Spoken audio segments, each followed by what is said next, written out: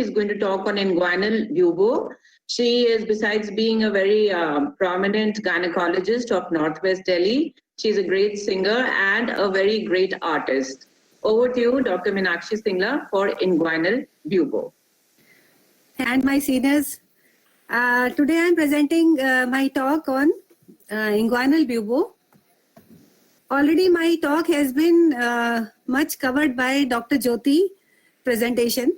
So I hope I'll make my points clear that how do we approach a patient with inguinal swelling. Other than STIs, there are many other causes also. So we should be prepared for the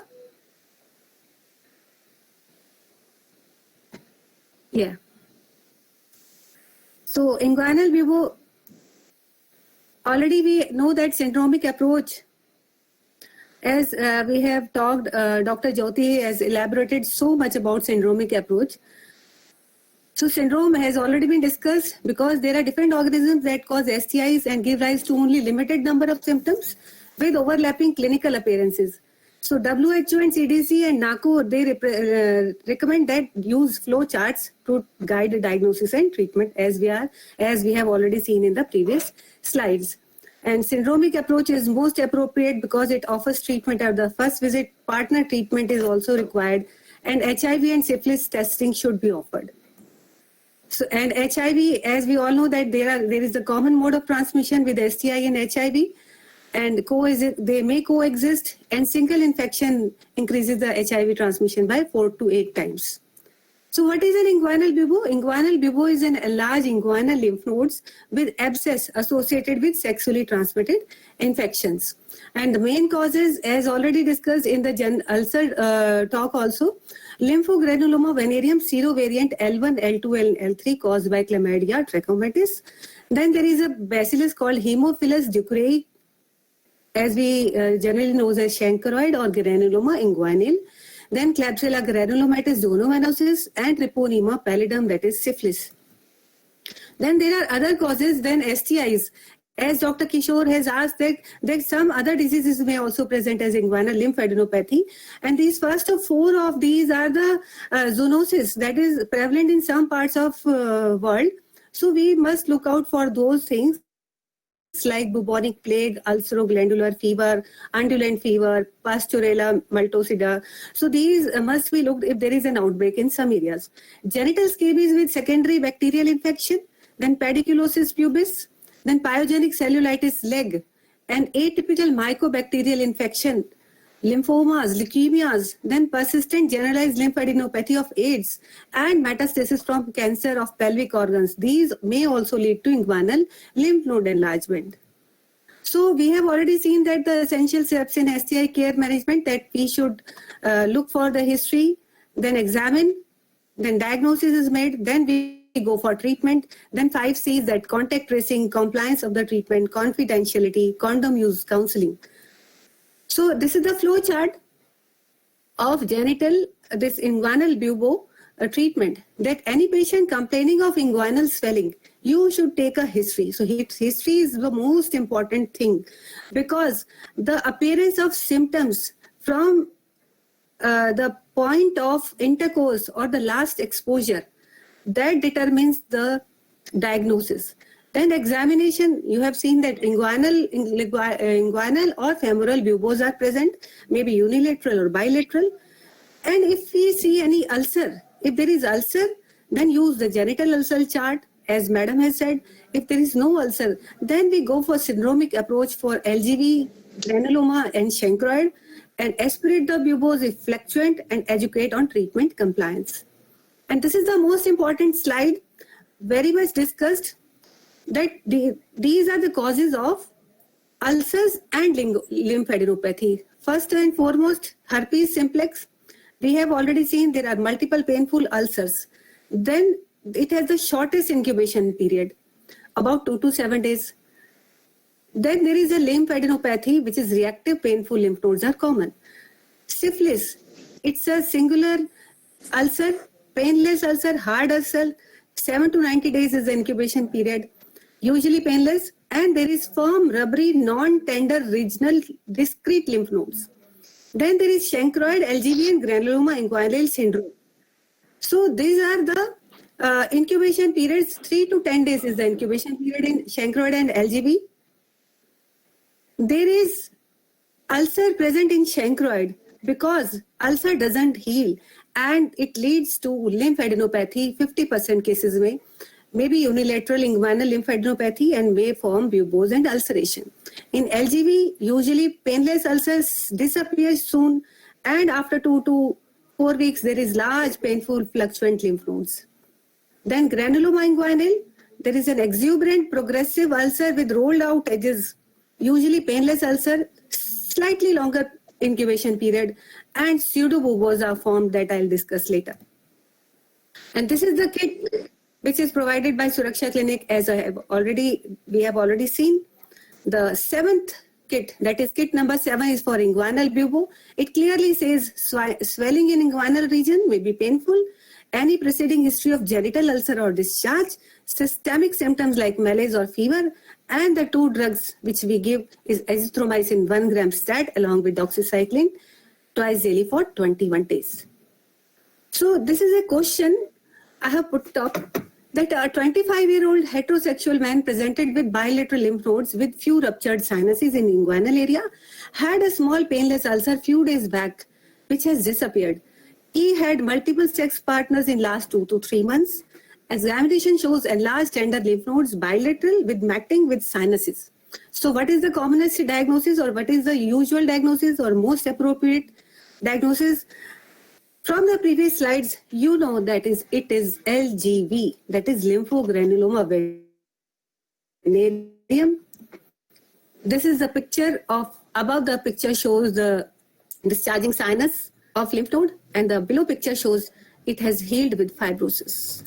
So what is Chlamydia trachomatis? Gram-negative bacterium that can replicate only in a host cell, 2 forms of their elementary bodies and reticulate bodies. L1 and 2 L3 genovars, very invasive, invades lymphatic tissue, causes severe inflammation, usually symptomatic. And it passes through 3 stages. Stage 1, small short-lived ulcer on the contact site, vulva or the genitalia of the male. Second stage, after 2 weeks, lymphatic dissemination, buboes are formed. Plus, if there is having the female or the male partner is having anogenital sex, then there are painful anal cramps, constipation, discharge, malaise, fever, muscular joint pains. So you should look for also the general symptoms along with the inguinal examination. Then the third stage comes where there is irreversible fibrosis, stricture, fistula, elephantiasis, anorectal syndrome, and deformity in the penis. These things we haven't seen in our practice, but maybe it is because it is very uncommon, less than 1% or 2% in India also. Lab diagnosis is very cell culture medias, not applicable at PHC or CHC levels, very theoretical, but you must know that these are the tests. So cycline is the drug of choice twice daily for 21 days, and the other drugs may be added, erythromycin or moxifloxacin, if the patient doesn't respond. The aspiration of buboes to avoid rupture. Aspiration should be done through healthy skin so that you don't form sinus. And IND and excision of the buboes should not be done because it delays the healing. And all cases rule out a coexisting HIV, syphilis, HCV and HBV because they may delay the healing. The other cause of inguinal bubo, that is chancroid or Haemophilus ducreyi or granuloma inguinal, it's a gram-negative facultative bacteria, anaerobic, highly infective, small incubation period 3 to 10 days. So what is the difference between the buboes of LGV and chancroid? In LGV, bilateral in 33%, mostly unilateral in chancroid. Matting may be present in LGV. It is not present in chancroid. Groove sign. What is groove sign? Inguinal and femoral lymph nodes are involved, and in between there is inguinal ligament. So it will cause a groove. It may be present in chancroid. Multilocular sinuses are in LGV, unilocular in chancroid, multiple sinuses in LGV. Heals with scarring, and there is usually no scarring in chancroid. So this is a picture of bubo of chancroid, and there is a small ulcer. So ulcer coexisting with inguinal bubo. It's a short chancroid. Mostly men are affected, only 10% women, because women remain asymptomatic. Affects young age, starts with a small ulcer, most common site at the contact. This ulcer lasts weeks to months, may not heal. Dysuria, dyspareunia, vaginal or rectal discharge may be present. And in 50% cases, there is suppurative lymphadenitis, buboes and rupture, and they may form sinus. Previously, it was very endemic in commercial sex workers, low socioeconomic drug abusers, travelers, and it coexisted with HIV. But because of screening and the syndromic management, the incidence has come down. Differential diagnosis, most common herpes simplex and syphilitic chancre, which we will rule out by examination. And CDC proposed a case definition for probable chancroid, that one or more painful ulcer with presentation of ulcer and bubo, along with no evidence of treponema on dark field or VDRL is negative. PCR culture is negative of HSV. And if we do the gram staining of ulcer exudate, it will show a short plumb gram negative rods, school of fish that we had studied in microbiology, remember? So what is the treatment? You see ulcer, you see inguinal lymphadenopathy, start with ciprofloxacin 500 milligram twice daily for 3 days. That is the best drug. But because in the syndrome, we have already discussed that azithromycin 1 gram has already been given. So you can add ciprofloxacin too. But if patient doesn't respond, you can add injection ceftriaxone 250 milligram single dose. And the most important thing, re-examine after 3 to 7 days. If there is no improvement, then syndromic approach treatment added, HIV ruled out, ask the history of treatment. If patient is non-compliant, strict compliance is needed, or there may be a resistant strain of H2 Large ulcers and bubo heal slower. Bubo require needle aspiration or IND and co-treatment of SEC partner along with azithromycin, and azithromycin alone will suffice. The third one is the donovanosis or the granuloma inguinal. Klebsiella granulomatis is the causative organism. It's endemic in India, Brazil, and South Africa. It increases the risk of HIV because there is ulceration in anogenital region. There is a beefy, red, exuberant, non-tender, round ulcer, friable. The ulcers look horrible and patient seems fine. In women, lesion ascend to cervix and pelvis. Pseudobubo is formed. What is pseudobubo? Pseudobubo is because of the granuloma formation under the subcutaneous tissue. It bulges like there is a lymph node beneath, but there is no lymphadenopathy. It will lead to complication, tissue destruction, scarring, fibrosis, lymphedema, hematogenous dissemination, and carcinoma is rare. Because this is a fastidious organ, just you cannot isolate it. So direct visualization from the crust preparation of the ulcer or from the aspirate, you see the direct intracytoplasmic Donovan bodies safety pin appearance, and these are gram negative. Dr. Minhas, you'll have to hurry up, please. Yeah, sir. Only 2-3 slides more. So inguinal bubo, unilateral in chancroid, bilateral in NGB, and pseudobubos in this donovanosis. This is the pseudobubo. And treatment, this requires longer treatment, azithromycin 1 gram orally once week for at least 3 weeks, once per week for at least 3 weeks, and until all lesions are healed. So it may take more than 3 weeks. And alternative regimes can be added if there is no response with doxy, cipro, or erythro, or Septron DS, and gentamicin can also be added. Treat sex partners within past 60 days, follow till complete resolution, and pregnancy means azithromycin can be given. And treponema pallidum, we know that after an initial presentation with a hard chancre or hard ulcer, after 4 to 10 weeks, there is systemic illness with rash, fever, and generalized lymphadenopathy. Lymphadenopathy is form rubbery symmetric. And treatment, we go by the test. If VDRL is positive, go by treponema pallidum particle agglutination assay, TPPA. Treatment of choice, benzathine penicillin, 2.4 million units intramuscular once. Doxycycline can be added if patient is allergic or sensitive. Follow up with VDRL titers at 1 week, then 1, 3, and 6 and 12 months. And safe sex, substance abuse counseling, public awareness. Partner should be notified, partner should be tested, partner should be examined for the presence of any sign and symptoms of syphilis. So this is the last slide. This is inguinal lymphadenopathy with multiple sinuses, matting is there. And my dear friend, this is atypical mycobacterium of lymph node. So be careful. Don't go by only syndromic approach. Apply your mind also. Thank you so much. Thank you, Dr. Meenakshi Singla. Like it said, what the mind does not know, the eyes cannot see. And you've opened our eyes very well. Thank you so much.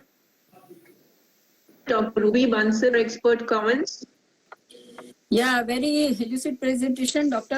Meenakshi, and you could understand, it is definitely difficult to diagnose a bubo, inguinal bubo. And it's always, we should be very, very careful. As you mentioned in your last slide, always differential diagnosis can be the Mycobacterium tuberculosis, filariasis, even some form of the cancers. Basically, because it's a swelling, you cannot identify easily.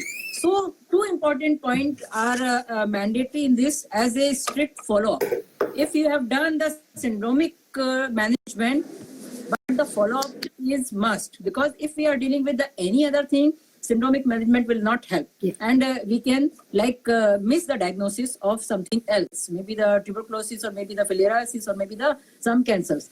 Second point which I want to raise, never ever drain the bubo in the clinic, which is mentioned very clearly, basically because if you will just try to do it draining the bubo, you may land up into the chronicity, you may land up into the risk of fistula development, which will be very difficult to treat in future, and it will be always be risky for other STDs, and especially if we are talking about the HIV. So these people will be more prone to get this infection. So these are these comments, and rest it was the wonderful.